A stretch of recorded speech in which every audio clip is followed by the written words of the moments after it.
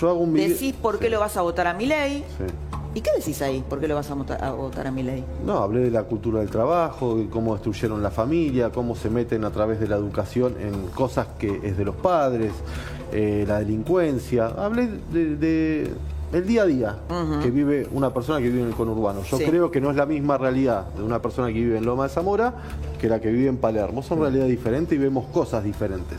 Bueno, yo hablé de mi realidad, de lo que veo, de cómo los pibes perdieron las ganas de trabajar, cómo no tienen ganas de estudiar, cómo anhelan, no sé, que el presidente anterior se junte con un pibe que canta apología a la delincuencia, me parece aberrante. Y los pibes después, que lamentablemente por ahí no tienen la educación adecuada en sus casas de parte de sus padres, toman esos personajes como referentes. Toman esos personajes como referentes y se convierten en Sergio Urribarri, que está detenido, ¿no? Por ejemplo, que es un referente.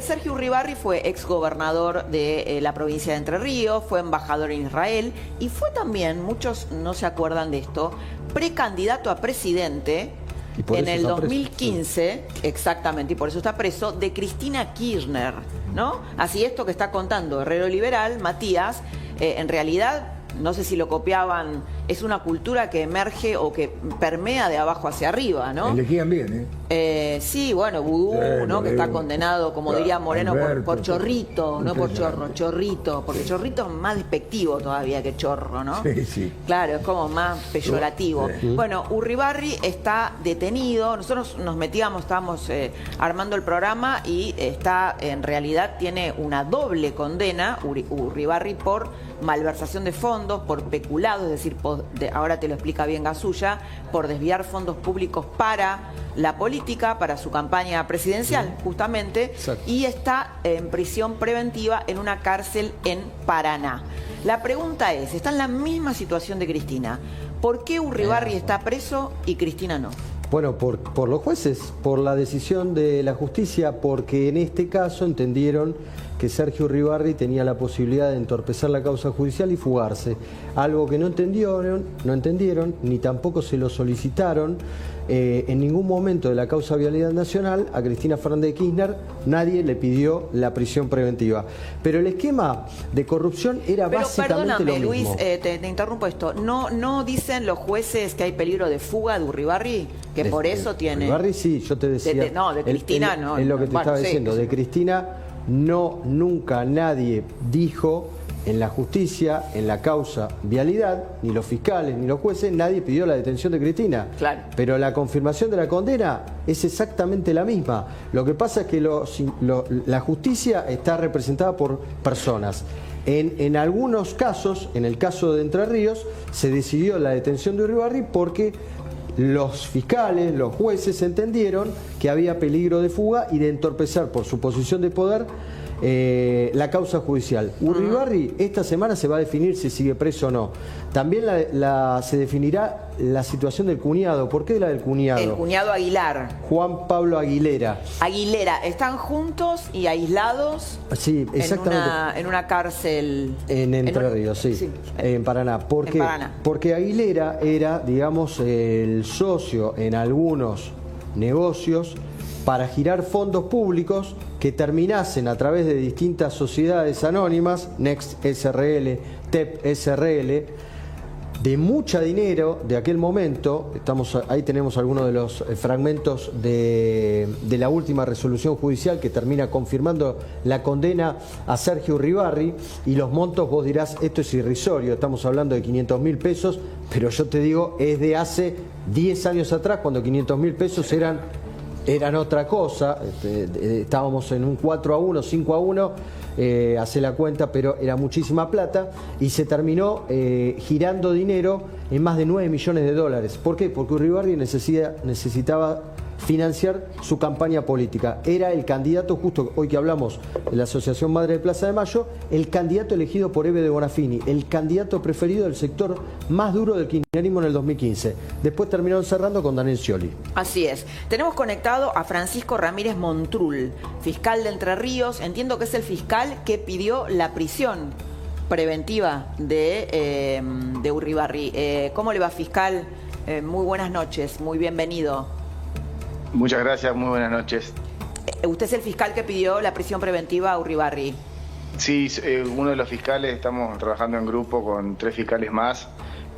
Fui uno de los que pidió, sí. ¿Y por qué, la pregunta que nos hacemos, por qué sí a Urribarri y no a Cristina Kirchner, que está en la misma situación?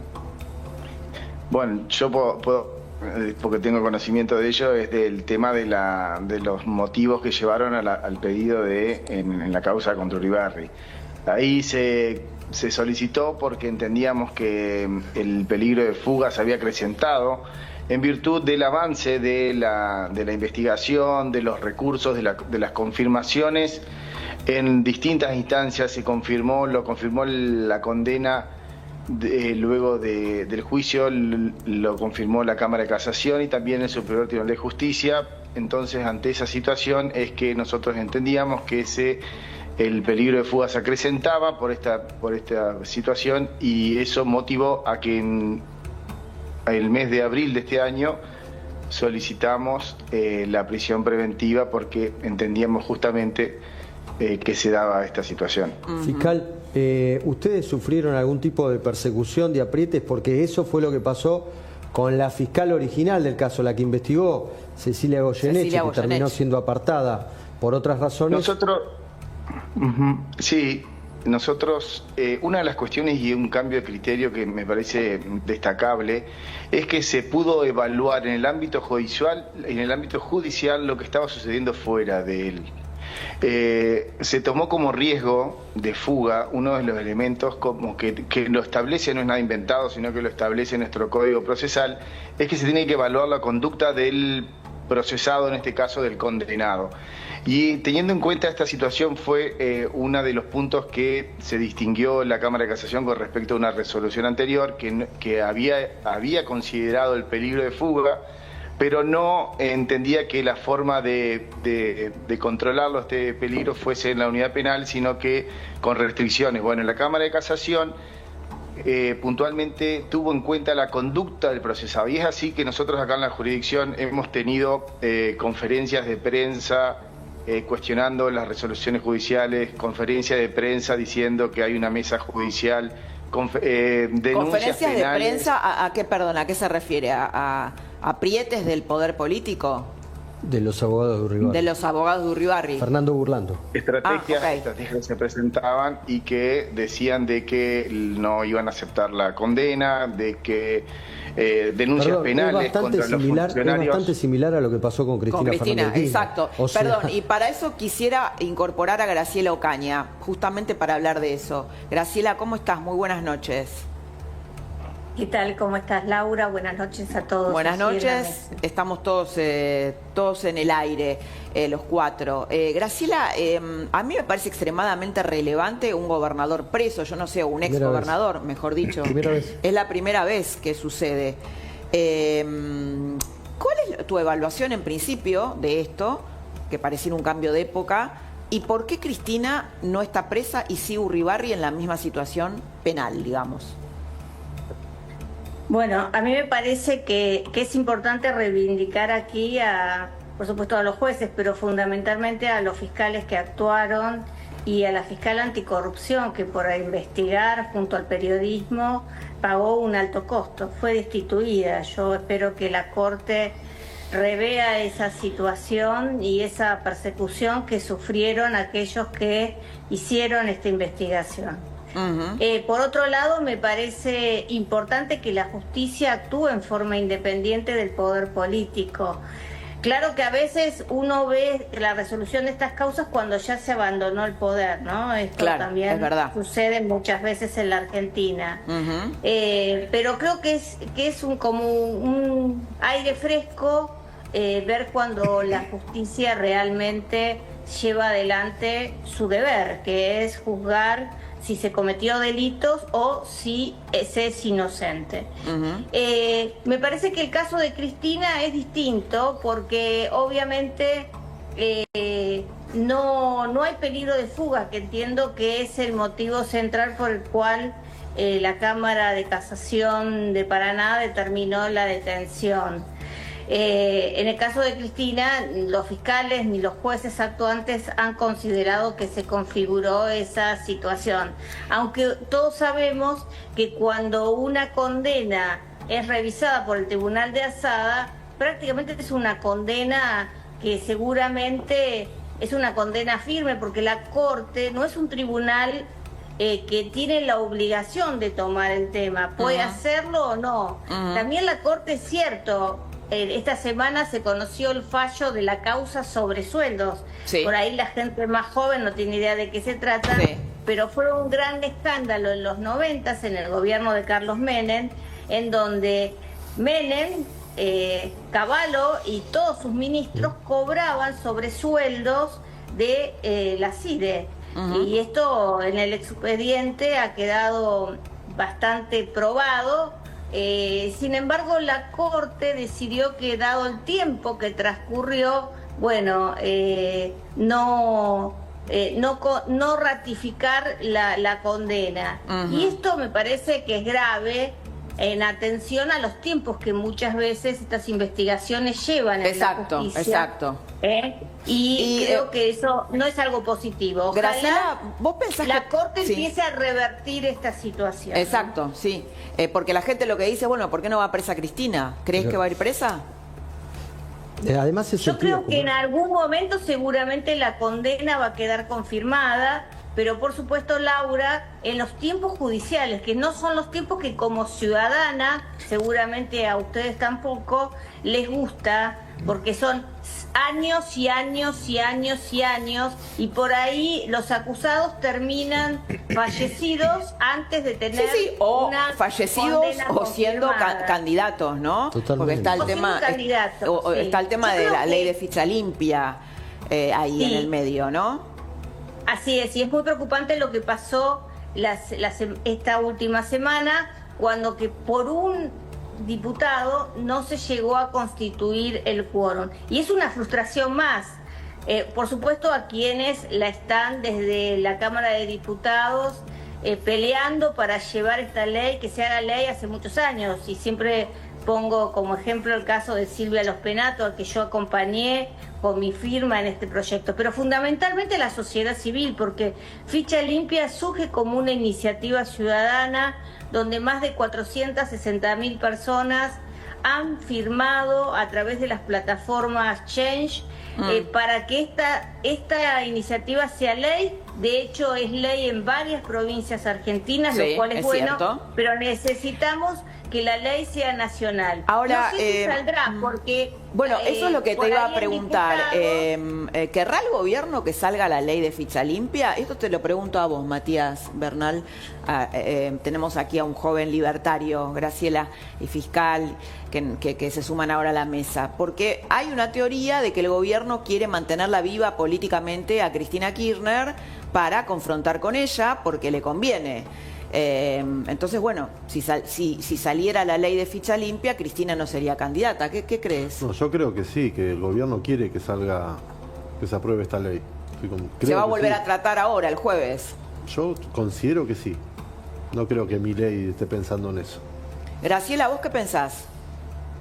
Bueno, públicamente el presidente ha tenido un compromiso en ese sentido de apoyar la iniciativa. El tema es que los bloques que llamaron a la sesión acusando a otros bloques de que no iban a estar sentados, resulta que los que no estuvieron sentados son sus propios diputados, y faltó uno, y creo que entre ambos bloques había más de 5 o 6 diputados que se ausentaron o llegaron tarde a la reunión.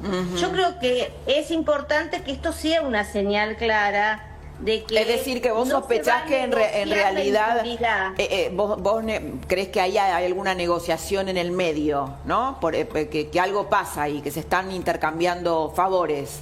¿Puede ser eso? Bueno, hay algunas cosas que parecerían, ¿no? La firma ayer en el tema del juicio político, perdón, del hijo, los jueces de la Corte, exacto. El tema de muy bien que ha revocado la jubilación de privilegio, pero yo también quiero recordar que nosotros nos presentamos en enero en el ANSES y pedimos que se tomara esa decisión y el gobierno nunca lo hizo. Yo valoro que lo haya hecho, digamos, más allá del tiempo que pasó.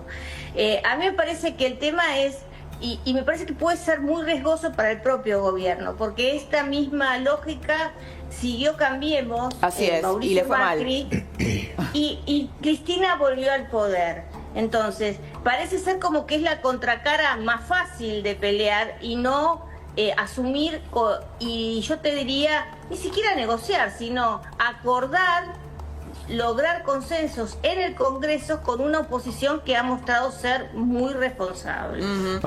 Sí. Yo recién te escuchaba atentamente, Graciela. Vos decías que no es la misma situación y también escucha atentamente el fiscal de Entre Ríos, que no es la misma situación lo de Urribarri que lo de Cristina. Ahora, Cristina viajó a Cuba. Cristina se va al sur cuando quiere. ¿Por qué no hay peligro de fuga? Si la verdad que nadie no da explicaciones en nada, ¿cuál sería la diferencia con Urribarri? A mí me gustaría que esa respuesta la responda el fiscal. El fiscal del caso Urribarri.